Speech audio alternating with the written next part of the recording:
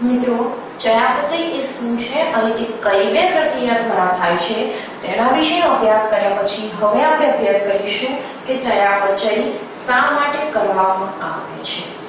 તો મિત્રો આપણે સૌપ્રથમ જોઈએ કે સજીવોમાં થતા ચયાપચયમાં ઊર્જાના રૂપાંતરણો થાય છે। સજીવોમાં થતા ચયાપચયમાં ઊર્જાના રૂપાંતરણો થાય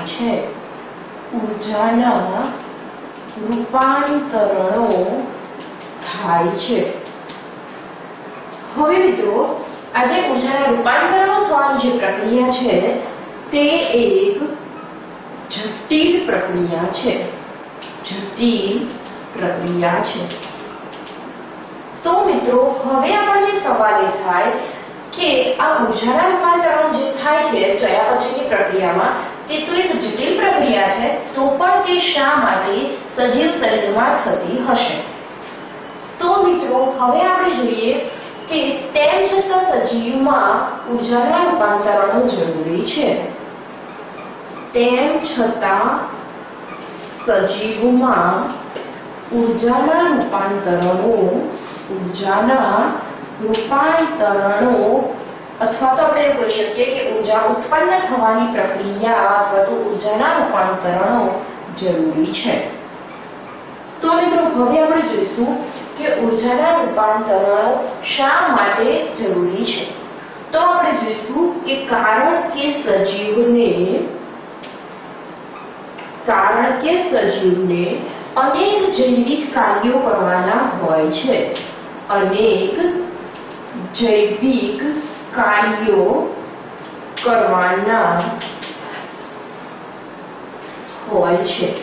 હવે મિત્રો સજીવને અનેક જૈવિક કાર્યો કરવાના હોય છે, તો તે જૈવિક કાર્યો માટે સજીવને ઊર્જા જરૂરી છે। તે જૈવિક કાર્યો માટે સજીવને ઊર્જાની જરૂર પડે છે।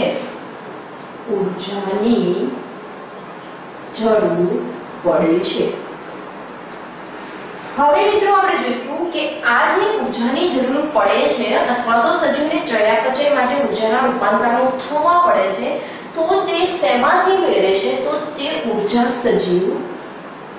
ઊર્જા સજીવ તેના ખોરાકમાંથી મેળવે છે।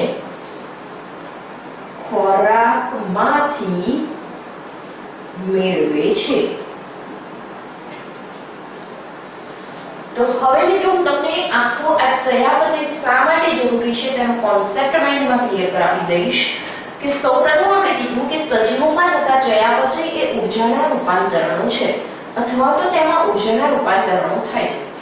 તે બાદ આપણે જોયું કે ઊર્જાના રૂપાંતરણો એક જટિલ જૈવિક પ્રક્રિયા છે, તેમ છતાં સજીવોમાં શા માટે થાય છે?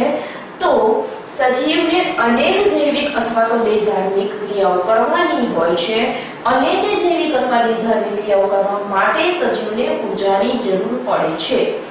હવે મિત્રો સજીવને જૈવિક અને રાસાયણિક અને દેહધાર્મિક ક્રિયા કરવા માટે ઊર્જાની જરૂર પડે છે, તેના માટે તેના ચયાપચયની પ્રક્રિયા થાય છે કે જેથી ચયાપચયની પ્રક્રિયા દ્વારા ચયાપચયમાં ઊર્જાના રૂપાંતરણો થાય છે અને તેના દ્વારા સજીવ શક્તિ મેળવે છે અને તેના જૈવિક કાર્યો સરળતાથી કરી શકે છે। પરંતુ હવે મિત્રો આપણને સવાલ એ થાય કે આ ઊર્જા ક્યાંથી મળતી હશે અથવા તો શક્તિ ક્યાંથી ઉત્પન્ન થતી હશે? તો મિત્રો દરેક સજીવ જે ખોરાક ગ્રહણ કરે છે તેમાંથી તે શક્તિ મેળવે છે। તો હવે હું સમજાવીશ કે ખોરાક મેળવે છે તેમાંથી શક્તિ કેવી રીતે મળે છે। તો મિત્રો સૌપ્રથમ સજીવનું શરીર જે ખોરાક ગ્રહણ કરે છે તેમાં વિશિષ્ટ પ્રકારની જૈવ રાસાયણિક ક્રિયાઓ થાય છે। આપણે હવે ચયાપચયમાં જોયું કે ચયાપચયમાં વિશિષ્ટ પ્રકારની અથવા તો દરેક કોષમાં વિશિષ્ટ પ્રકારની જૈવ રાસાયણિક ક્રિયાઓ થતી હોય છે।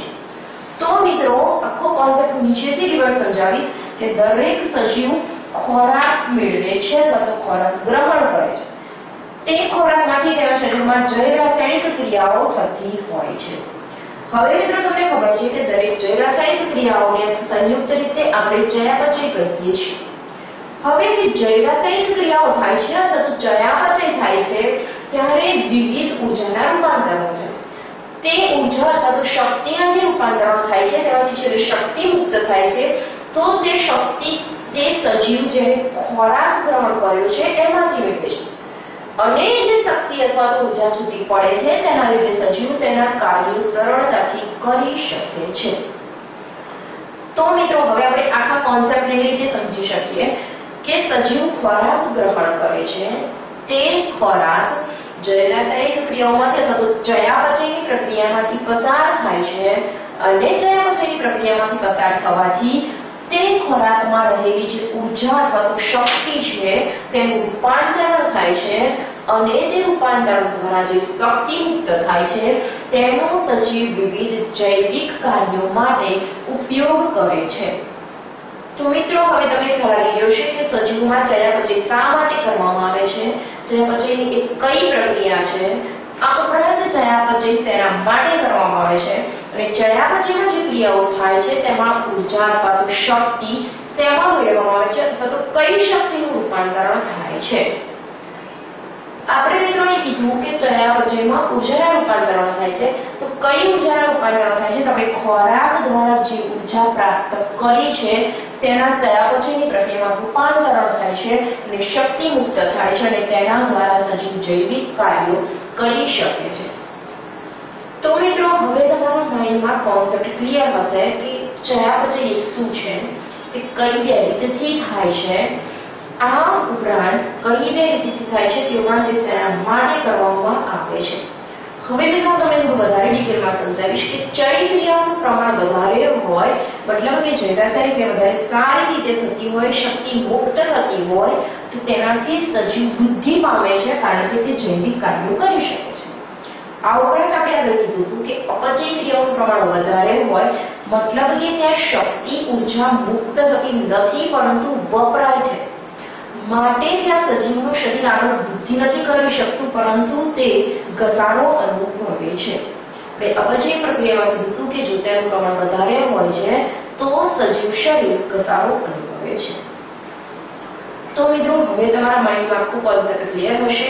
ચયાપચય તે શું છે, તે કઈ બે પ્રક્રિયાઓથી થાય છે, અર્થાત તે શેમાં કઈ પ્રક્રિયા દ્વારા કરવામાં આવે છે અને શા માટે કરવામાં આવે છે। હવે મિત્રો આગળ તમે જ્યારે સેમેસ્ટરમાં જેમ જેમ ભણતા જશો તેમ ચયાપચયની પ્રક્રિયાઓ અને જૈવ રાસાયણિક પ્રક્રિયાઓ વિશે ડિટેલમાં જ ડાયરેક્ટ અભ્યાસ કરશો।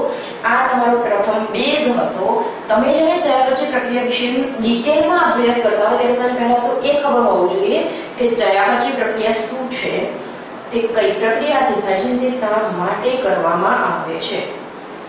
હવે મિત્રો ચયાપચયની જે પ્રક્રિયા છે તે સરળ નથી, ખૂબ જ જટિલ છે કારણ કે તેમાં ખૂબ જ કોમ્પ્લિકેટેડ જટિલ પ્રક્રિયાઓ થાય છે તેના દ્વારા ઊર્જાના રૂપાંતરણ શક્ય બને છે। તો મિત્રો આગળ તમે એ જે બધી પ્રક્રિયાઓ ભણશો અથવા ચક્રો ભણશો કે જેના દ્વારા જૈવ રાસાયણિક ક્રિયાઓ થાય છે તો તેના પહેલા તમારા માઇન્ડમાં આ વસ્તુ ક્લિયરલી આવવી જોઈએ। તો હવે મિત્રો આપણે સજીવના શરીરના બીજા લક્ષણ અથવા તો બીજા કાર્ય વિશે અભ્યાસ કરીશું।